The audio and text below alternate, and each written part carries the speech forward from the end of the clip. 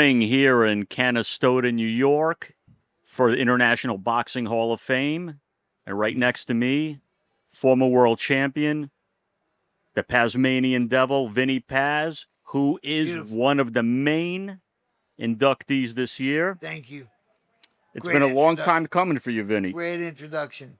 Yeah, it's been a long time coming, but you know, sometimes you got to do what you got to do.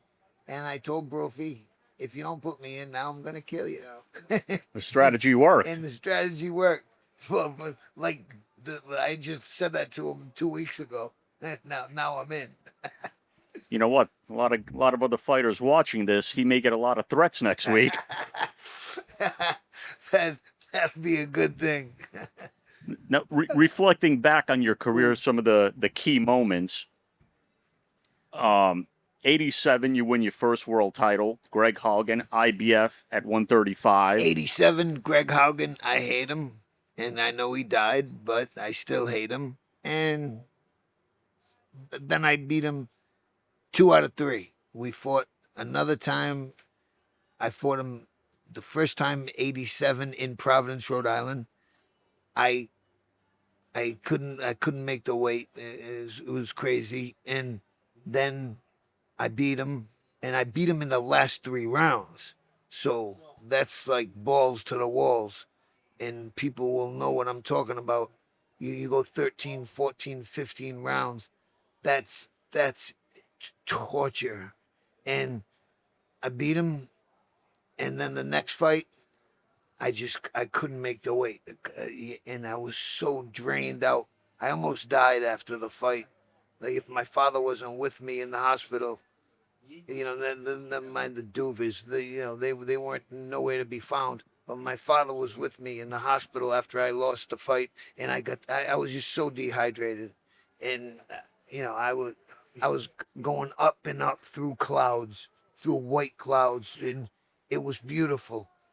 And I said, fucking, literally, this is what I said. I said, I'm dying. Hell with it. I lost the fight. I hate this guy. And well, next thing I know, my father started shaking me violently because one of the nurses told him, "We're losing your son, Mr. Pazienza." And he started shaking me violently, and it brought me back, or else we wouldn't be here right now. How nuts is that? That is nuts. Yeah. So, yeah. What do you think was the main backdrop to all the animosity with you and Haugen? Because even to this day, I could sense there's still a little bit of animosity there. A little bit. I hate him. Can't stomach him. So if he was here today, you two would probably be trading punches in a fourth fight. Oh, are you kidding? I'd tap him out in a minute. Fucking Dana White's my man. I know how to do some of that stuff.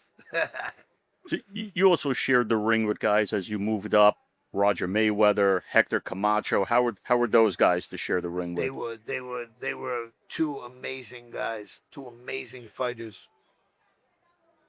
Camacho was he was like lightning. Floyd Mayweather, Roger Mayweather, yeah. I couldn't make the weight, and he grounded me to a pulp. You know, I couldn't do anything, and that is when I went to the hospital, and I almost died after fighting Mayweather. And if my father wasn't with me, we wouldn't be here right now. You know, I think my father was the bomb. He was the best. He you know, I got lucky to have great parents. You know, that's only a thing of luck. Yeah. And I got lucky, and that's it. You know, a lot of people, when they think of Roger, they always just think of him as Floyd's uncle, his trainer. They don't realize how good of a fighter he was. He was a great fighter, yeah. And I was training with Rocky Lockridge when he was going to fight Roger Mayweather. So I was his only sparring partner. So I was killing Rocky Lockridge, you know, in sparring. Yeah. You know, I was letting him go easy. I wasn't hitting him. You know, he couldn't hit me. I'm in the corner, and I watch Rocky Lockridge murder Roger Mayweather. So Hmm. now I'm thinking, oh Yeah. God, I'm gonna kill this guy. And because I let my weight go and I didn't take care of it like I should have, I almost died. Like that was an almost death fight. Because it was in Caesar's Palace late at night, burning hot out, and I just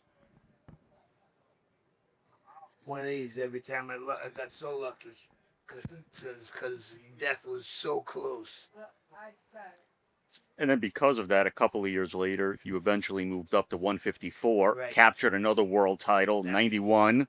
And at that time, you became only the second man in boxing history Imagine. to get a title at 35 and at 54. Totally. Yes. I'm very aware of that. And I go, wow, this is really cool. I beat this guy's ass and I did what like nobody has ever done. This is pretty cool. And then moved up with fought at 168 and my career ended and I feel like my career ended on a good note, great note. Well, And well, you had the 2 fight series with Roberto Duran at 68. that guy, he was in his 40s when I fought him. So I'm saying I was a guy 40 years old gonna beat me. What the hell? There's no shot in hell this guy's gonna beat me. When I tell you he hit me harder than anybody ever hit me. Jones was just like fast as lightning. He like you couldn't even see punches coming from him. Roberto Duran was just he was unbelievable. And then for his age, he was what I think he was like 55 when I fought him. But um, it was an amazing 2 fights. I beat him in Las Vegas, Atlantic City, in front of Trump, now in front of my man Donald Trump, and here we are today. And those fights led to obviously the big pay-per-view fight with Roy Jones Jr. Was Roy, like you said, he was fast, but was it a case where you finally realized at 68 these guys are big, too big? Yeah, yeah, he was. I mean, after I fought him, he went and moved on and won the heavyweight championship of the world. I'm like 5'5" on a good hair day. As far as talent goes, would you rank Roy at the top of the list as the most talented guys you've been in with, or who would you say is the most talented? 1,000. Camacho is just so freaking fast, but he couldn't hit. Like Roy can do it all. I mean, he did it all. He won the heavyweight championship of the world. I mean, they don't get any better and bigger than that. It was like lightning, and he really won that. I just didn't leave it. He won the heavyweight championship of the world. Yeah. Like who does that? It's unbelievable. Now, the one thing we flossed over a little bit was obviously you were in a serious accident. The doctors told you, forget about you never fight again. They told you would never walk again. Yeah. When you finally were regaining your mobility and everything, did you at any point say to yourself, maybe I should play it safe and not come back again? Oh my God! Of course. I mean, that when you're down and out, sometimes like it's hard to come back. It's hard to make the right decision.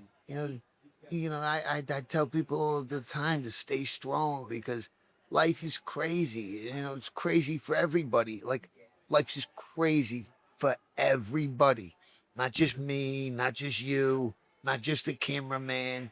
Life's crazy for everybody all the time. Like I have shit that comes up every day that I gotta that I gotta contemplate through it and see what I'm gonna do to make my life like normal or try to make it a little like peaceful and gotta stay strong. That's the bottom line. You must have had family members and friends at the time, close friends telling you, Vinny, don't go back in the ring again. You got a saving grace. You're able to walk. Yeah. Your head's on Totally, straight. yeah. Stay away. Totally. And you know, I thank them, and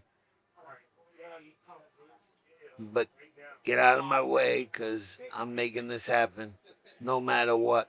And I'm gonna make this happen, or I'm gonna die trying. I said that to my mother one night, and oh my, I felt so bad. She cried like a baby. I felt so bad for my mother, but I was like, Ma, I don't know what you're talking about. I'm gonna make this happen. I'm gonna make this happen. I'm gonna die trying. Oh, Vinny. Oh my God, I can't believe you said that.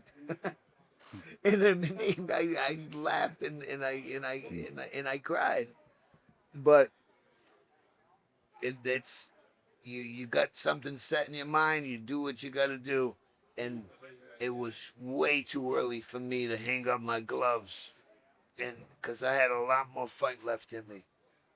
I remember after the fight with Roy Jones, some people thought, well, maybe Vinny's done at this point. And then the following year, you came back with the big win against Dana Rosenblatt. Absolutely, yeah, and he was a bad dude. He had I think 31-0, and you know he was the man at the time. I whipped his ass, and and I tossed him away. And people don't know this, but in the rematch, he had the promoter was his promoter, because I didn't have a promoter, but I wanted to fight him because he didn't think that I could kill him again. So I killed him again. I beat it, but I didn't. I didn't beat him like I did in the first fight. You know, I got, yeah, I won the decision, and you know that's the bottom line. If you beat somebody by knockout or by decision, it's still the same thing. You beat somebody. So I fought him, and you know, I thought I beat him handedly, unanimous. You know, unanimous is you know the next best thing from a knockout. But I didn't. It with the fight like wasn't as one sided as I thought, and he they gave him the decision, but the three judges flew in with him, with his crew. Boxing's a crazy sport, you know. In the first fight, I remember it was a dramatic ending. You were unloading on him against Yeah. the ropes. And I always recall the referee trying to jump in. It looks like you might have clipped him with one. You But know did you what? get worried about a DQ? I love Tony Orlando, and I had to pay 20,000. A fine. I had to pay a fine of 20,000, and but I was happy, and I was happy. I was a happy dude. It was a wild It knockout. was a wild knockout. And I remember thinking as I was watching it, I'm like, oh my God, he may get DQ'd here because the referee tried to stop it and you just continued yeah. swinging away. Yeah, yeah. I wanted, cause like the kid talked so bad about me, and he like literally thought he was just gonna like run me over and move on to the next, then move on to his next. Thought he was gonna win another world title. Well, you were brought in to build him up and you turned the tables. Yeah, absolutely. I was like, listen to this fucking guy, thinking he's gonna beat me like that. Oh my God. So that I had a lot of emotion going into the fight. Well, it was built up as like a cross neighborhood rivalry. Were you guys from neighboring? Yeah, I live in Rhode Island, and he lives in Boston. It's right next to each other, you know. So it made for a good fight. Made for a good fight. Now, I know your reaction was crazy when you got a call that you were being inducted into the hall. What was your reaction when you got a call saying that there was going to be a motion picture made about you? That was cool too. That was cool too. um, yeah, like my life is so crazy. Like nothing surprises me. You know, I like I'm like this with our president. You know, I've been out with the president on more nights and stuff. You know, yeah, I love the guy. He's cool. I fought for him like quite a few times over the years. You know, as when I was a pro, and you know that's it. You just gotta go with the flow. Have your day. Have some fun, and life goes by. And I did not want to have kids my whole life, and I got lucky, and I did not have kids my whole life. Now, now, as a guy who won his first world title at 135 and Yeah. went all the way to 68, Yes. what's your take on the fight this coming September with Terrence Crawford, who won his first title at 135, and he's going all the way to 68 to Yep. fight Canelo? Yep. Well, I haven't watched them enough to like really give an opinion, but I think Canelo is gonna.